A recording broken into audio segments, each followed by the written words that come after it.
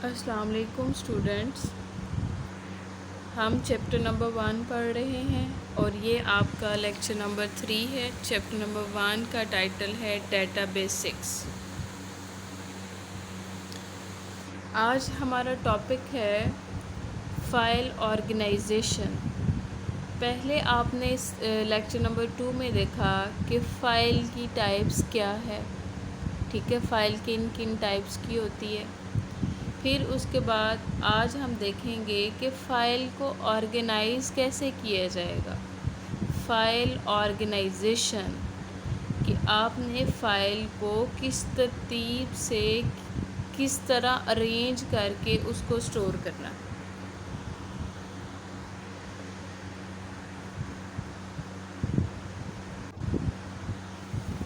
जी, यहाँ आपसे file organisation के पॉइंट ऑफ व्यू से आपसे 3 तरह ये सवाल पूछा जा सकता है। How do we organize files on storage media. Secondary storage device पे आप अपनी फ़ाइल को कैसे ऑर्गेनाइज़ करोगे, कैसे अरेंज करोगे। Describe the file types from storage point of view. Storage point of view से फ़ाइल की टाइप्स को बयान करें। डिस्क्राइब दी फाइल ऑर्गेनाइजेशन, या ये क्वेश्चन हो सकता है कि फ़ाइल ऑर्गेनाइजेशन को डिस्क्राइब करें। फ़ाइल ऑर्गेनाइजेशन की सबसे पहले डेफिनेशन देख लें। A technique for physically storing and arranging data or records on secondary storage devices is called file organization। हमने पहले फ़ाइल की डेफिनेशन देखी थी। फ़ाइल आपके पास एक डाटा सेट है जिसमें मल्टीपल रिकॉर्ड्स होते हैं, कलेक्शन ऑफ रिलेटेड रिकॉर्ड्स होते हैं। तो फाइल ऑर्गेनाइजेशन में यही है, a technique for physically storing and arranging data. वो कौन सी टेक्निक होगी जिसमें फ़िज़िकली डाटा को स्टोर किया जाएगा, डाटा को अरेंज किया जाएगा। डाटा से मुराद records on secondary storage devices. Secondary storage devices पे जहाँ पे डाटा परमानेंटली स्टोर किया जाता है, वहाँ पे फिज़िकली कैसे डाटा को स्टोर किया जाएगा, रिकॉर्ड्स को कैसे स्टोर किया जाएगा, उस टेक्निक को फाइल ऑर्गेनाइजेशन कहते हैं। The techniques use to write and retrieve data to and from the storage devices. ये टेक्निक्स यूज़ की जाती हैं डाटा को राइट करने के लिए। स्टोरेज डिवाइसेस पे 2 ऑपरेशन परफॉर्म किए जाते हैं, रीड और राइट का। जब हम डाटा को स्टोरेज डिवाइसेस पे स्टोर करते हैं तो उसके ऊपर राइट का ऑपरेशन परफॉर्म किया जाता है, और जब वहाँ से स्टोर डाटा को हमने गेट करना होता है, रिट्रीव करना होता है, तो उसके ऊपर रीड का ऑपरेशन परफॉर्म किया जाता है। ठीक है, जो टेक्निक्स यूज़ की जाती हैं डाटा को राइट और रिट्रीव करने के लिए, उनको एक्सेस मेथड्स बोला जाता है। Devices are called access methods. Storage point of view से फाइल्स की 3 टाइप्स हैं, सीक्वेंशनल फाइल्स, डायरेक्ट और random files, indexed sequential files. Sequential files क्या होती हैं जी? In sequential files, records are stored on the storage media in a sequence। Storage media पे जो रिकॉर्ड स्टोर किए जाते हैं वो सीक्वेंस में स्टोर किए जाते हैं, तरतीब के साथ, 1 by 1। No locations are specified for individual records. कोई भी लोकेशन आइडेंटिफाई नहीं की जाती पहले। मतलब सबसे पहले 1 बाय 1 जो है वो 1 2 3 ये सीरियल होता है, ये सीक्वेंस होता है। Records are stored in an order one after the other. Records को एक तरतीब में स्टोर किया जाता है, एक के बाद दूसरी। Similarly records can be retrieved only in the sequence. इसी तरह रिकॉर्ड्स को जब आपने एक्सेस करना होगा तो आपने उसी ऑर्डर को, उसी अरेंजमेंट को, उसी तरतीब को फॉलो करना है और उसी सीक्वेंस में आप उसको रिट्रीव कर सकोगे, इन विच दे वर स्टोर्ड, जिसमें आपने उसको स्टोर किया था। ये आपके पास सीक्वेंशनल फाइल ऑर्गेनाइजेशन है। For example to access a particular record from a data file, all records are searched one by one until the specified record is found. ठीक है, इसमें किसी भी record को find करना बहुत मुश्किल है, क्योंकि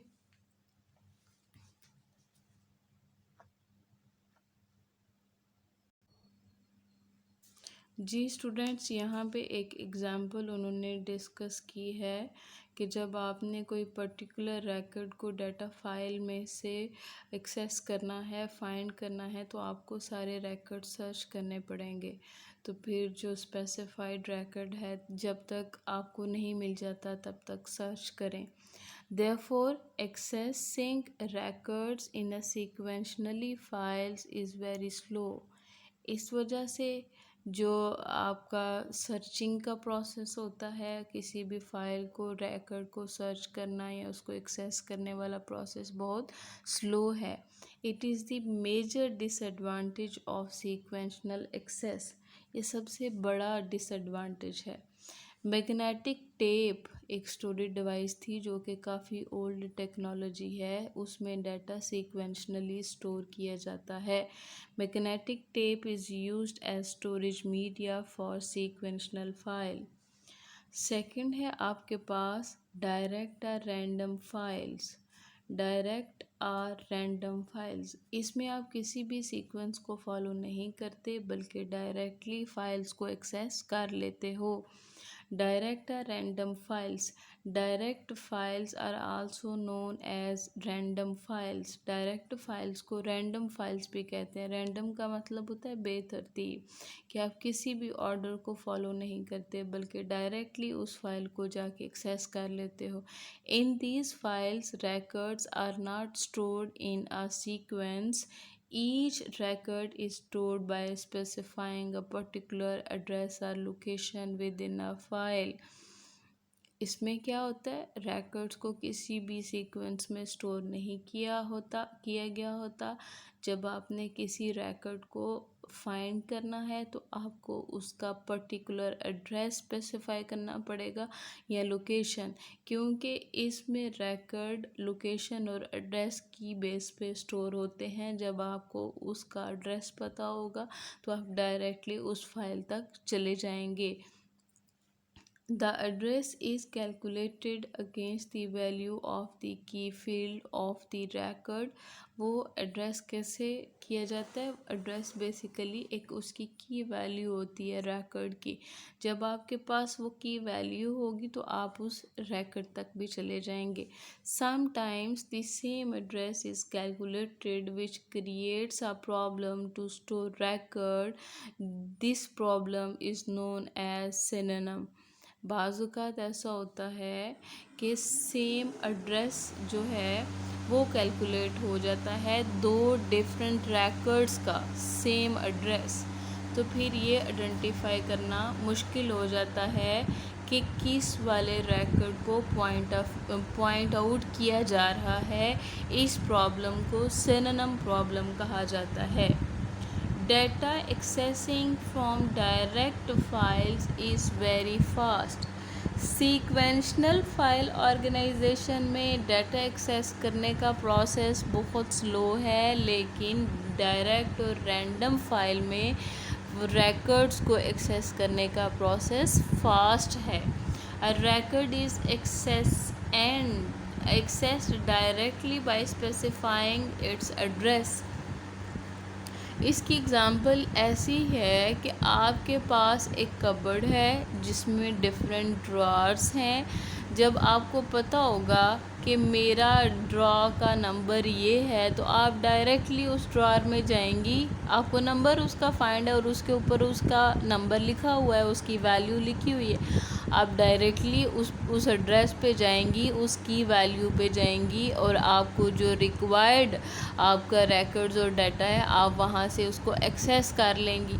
सीक्वेंशनली में क्या होता है, आपको कोई भी की वैल्यू नहीं दी गई होती, आपको किसी भी एड्रेस का नहीं पता, आपने वन बाय वन उस ड्रॉ को खोलते जाना है और उसमें से अपना जो रिक्वायर्ड डाटा है उसको सर्च करते जाना है। ठीक है जी, clear. The magnetic disk and CD-ROM are used as storage media for direct or random access. Direct और रैंडम एक्सेस मैकेनिज़्म पे और इस टेक्निक पे जो स्टोरेज डिवाइसेस काम करती हैं उनमें मैग्नेटिक डिस्क और CD-ROM है। लास्ट फाइल ऑर्गेनाइजेशन है आपके पास इंडेक्स्ड सीक्वेंशनल फाइल्स। इंडेक्स्ड एक की वैल्यू होती है, ठीक है, और सीक्वेंशनल फाइल आपने देखी है जिसमें रिकॉर्ड्स को सीरियली 1 बाय 1 सीक्वेंस और ऑर्डर में स्टोर किया जाता है। Indexed sequential files can be organized. इसकी सबसे अच्छी एग्जांपल ये है कि अगर आप अपनी बुक की लास्ट पे देखें तो आपके पास एक इंडेक्स बना हुआ होता है जिसमें अल्फ़ाबेटिकली सारी टर्म्स लिखी होती हैं, ए से शुरू होने वाली सारी टर्म्स और उनके आगे पेजेस लिखे होते हैं, ठीक है, फिर बी से एंड सो ऑन। तो ये इंडेक्स्ड सीक्वेंशनल फाइल्स होती हैं। Indexed sequential files can be organized sequentially as well as randomly. Sequentially भी होती हैं क्योंकि एक तरतीब को फॉलो किया जा रहा होता है alphabetically, A B C D, मतलब ये एक सीक्वेंस है, एक ऑर्डर है। फिर ए से शुरू होने वाली सारी टर्म्स आ जाएंगी, उन टर्म्स के आगे क्या होगा, एड्रेसेस होंगे कि A for example page numbers होंगे, इस पेज नंबर पे ये वाली टर्म और है, डिफ़ाइन है, उसकी डेफिनेशन है। तो ये सीक्वेंशनली भी ऑर्गेनाइज की जाएगी और रैंडमली भी। इन फाइल्स में the location of individual records also stored along with the data of record। इसमें इंडिविजुअल रिकॉर्ड की लोकेशन को स्टोर किया गया होता है उसके डाटा के साथ, ठीक है। लोकेशन जैसे मैंने आपको बताया कि टर्म्स भी हैं और टर्म्स के साथ क्या है, उनका एड्रेस है, उनका पेज नंबर है। For this purpose, an index is created to keep the track of locations of individual records। तो उन इंडिविजुअल रिकॉर्ड्स की लोकेशन को ट्रैक करने के लिए एक इंडेक्स क्रिएट किया जाता है। Index refers to the location on the storage media where record is stored. Index उस लोकेशन को रेफ़र करेगा जहाँ पे वो रिकॉर्ड पड़ा हुआ है, ठीक है। जैसे अगर हम देखें अल्फ़ाबेटिकली उन सारी टर्म्स को अरेंज किया गया है और उन टर्म्स के आगे एक पेज नंबर लिखा गया है, वो पेज नंबर बेसिकली उस टर्म की लोकेशन को रेफ़र कर रहा है कि इस पेज नंबर पे आप जाएंगे तो वहाँ पे वो टर्म डिफ़ाइन है अपनी डेफिनेशन के साथ। The key fields of the records are stored separately into the index along with the addresses of each record।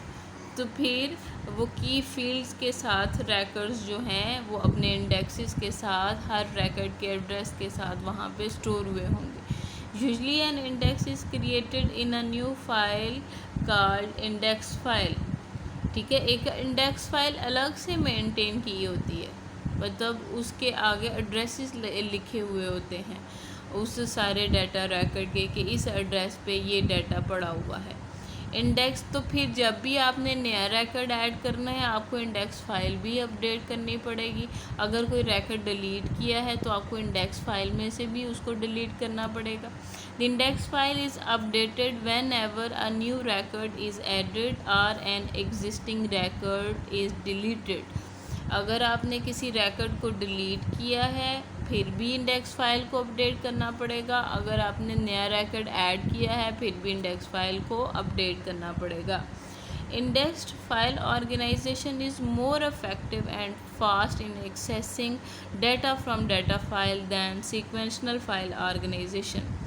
जी, इसका जो सर्चिंग का प्रोसेस है, जो डाटा को एक्सेस करने का प्रोसेस है, वो ज़्यादा इफ़ेक्टिव और ज़्यादा फास्ट है किसकी निस्बत, सीक्वेंशनल। लेकिन इसका एक मसला ये है कि आपको एक इंडेक्स फ़ाइल भी साथ में मेंटेन करनी पड़ती है। The records of these files occupy more space on the storage media. However, this method is slower than direct file organization because it requires extra time to perform an index search. मतलब आप पहले index search करेंगे, बाद में जब आप उसकी location देखेंगे फिर उस लोकेशन को की पे जाएंगे, तो ये डायरेक्ट जो फाइल ऑर्गेनाइजेशन है, रैंडम फाइल ऑर्गेनाइजेशन है, उसकी निस्बत ये ज़्यादा टाइम लेता है क्योंकि इसमें सर्चिंग 2 दफ़ा हो रही है। पहले इंडेक्स जो है उसकी फ़ाइल को सर्च करना पड़ेगा, फिर वो जो रिकॉर्ड आपको जिस लोकेशन पे पड़ा हुआ है उस लोकेशन पे आपको सर्च करना पड़ेगा। जी क्लियर। अब ये बहुत इम्पॉर्टेंट क्वेश्चन है आपका, ट्रेडिशनल फाइल सिस्टम। ठीक है, आप डेटाबेस पढ़ रही हैं, अभी हम ये डेटाबेस की कुछ टर्म्स देख रहे हैं। सेकेंड ईयर के सिलेबस में 2 चीज़ें बहुत इम्पॉर्टेंट है, डेटाबेस और सी लैंग्वेज। ठीक है, डेटाबेस में कुछ पोर्शन आता है, 25% आपका डेटाबेस में से आएगा और 75% आपका सी लैंग्वेज में से आएगा। सी लैंग्वेज थोड़ा सा टेक्निकल है, इसलिए उसको मैंने अभी नहीं छेड़ा कि जब तक आपके कॉलेजेस ओपन नहीं हो जाते तब तक हम डेटाबेस के कुछ जो चैप्टर्स हैं वो देख लेते हैं। इनमें आपके पास डिफरेंट टर्म्स हैं और उनकी डेफिनेशंस हैं डेटाबेस से रिलेटेड। यहाँ पे है जी ट्रेडिशनल फाइल सिस्टम। ये क्वेश्चन बहुत इम्पोर्टेंट है कि ट्रेडिशनल फाइल सिस्टम है क्या। What is traditional file system, describe the problems faced in traditional file system, और कौन सी प्रॉब्लम्स जो हैं वो फेस की गई हैं इन ट्रेडिशनल फाइल सिस्टम में। ट्रेडिशनल फाइल सिस्टम ये सबसे पहला मेथड था डाटा को सेव करने का, मैनेज करने का, स्टोर करने का, कि डाटा फाइल्स में रख के स्टोर किया जाता था। लेकिन उसमें कुछ प्रॉब्लम्स थे जिसकी वजह से डेटाबेस की तरफ मूव करना पड़ा। बिफोर डेटाबेस मैनेजमेंट सिस्टम के आने से पहले traditional file system was used to store and maintain data on the computer पे अगर डाटा को स्टोर करना है या मेंटेन करना है तो ट्रेडिशनल फाइल सिस्टम जो है वो यूज़ किया जाता था। It was an early attempt to computerize the manual file system.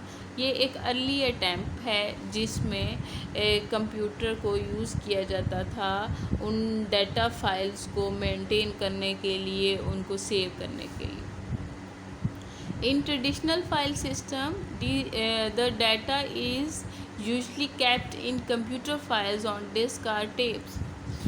Traditional file system में क्या किया जाता था कि फ़ाइल्स बना ली जाती थी और उसमें रिकॉर्ड्स को स्टोर किया जाता था और वो फ़ाइल्स किसी भी स्टोरेज डिवाइसेस पे स्टोर कर ली जाती थी।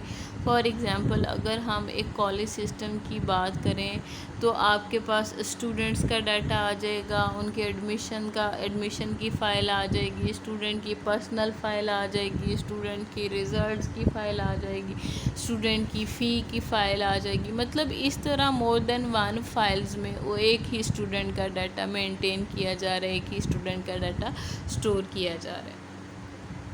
इन अ टिपिकल फाइल सिस्टम में क्या है, each department has its own set of application programs and data files. अगर एक डिपार्टमेंट है, मतलब अगर कोई एग्ज़ामिनेशन डिपार्टमेंट है, अगर कोई एडमिशन डिपार्टमेंट है, अगर कोई फ़ाइन डिपार्टमेंट है एंड सो ऑन, अगर कोई अटेंडेंस डिपार्टमेंट है, मतलब अगर हम डिफरेंट एस्पेक्ट्स देखें किसी भी स्टूडेंट के, तो उसने अपने एप्लीकेशन प्रोग्राम्स और अपनी सेट ऑफ फाइल्स रखी हुई थी। Data is stored and managed in data files through application programs के थ्रू डाटा को मैनेज किया जाता था, स्टोर किया जाता था। Each department defines and implements the data files needed for a specific purpose.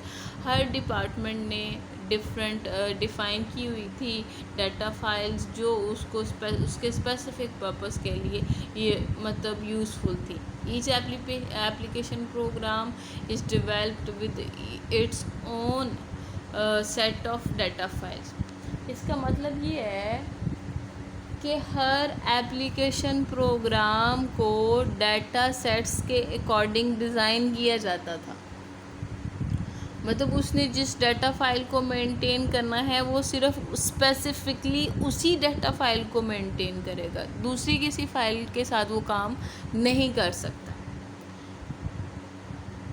To meet the needs of a particular department, एक department है, उसने अपनी रिक्वायरमेंट के अकॉर्डिंग एक एप्लीकेशन प्रोग्राम बनाया और उस एप्लीकेशन प्रोग्राम ने जिस डाटा फाइल पे काम करना था उसका अपना फॉर्मेट बनाया। क्लियर?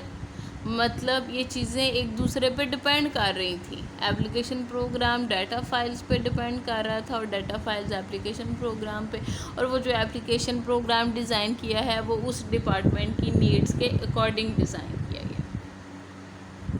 ठीक है जी, क्लियर हो गया। अब इसमें कुछ प्रॉब्लम्स थी ट्रेडिशनल फाइल सिस्टम।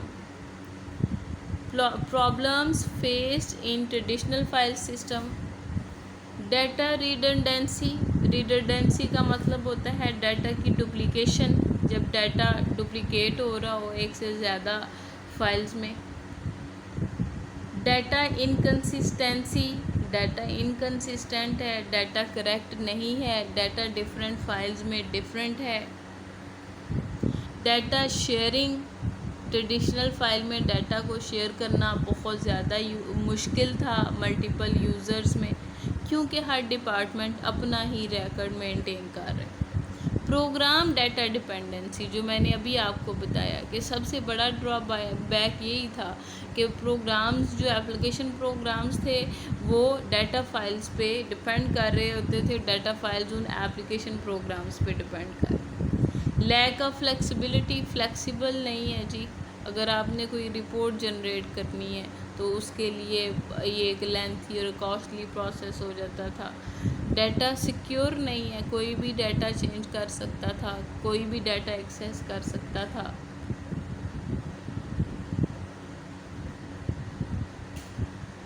ठीक है जी, ये कुछ आपके पास प्रॉब्लम्स हैं जो बहुत इम्पोर्टेंट हैं, इनको थॉरोली हम अगले लेक्चर में पढ़ेंगे।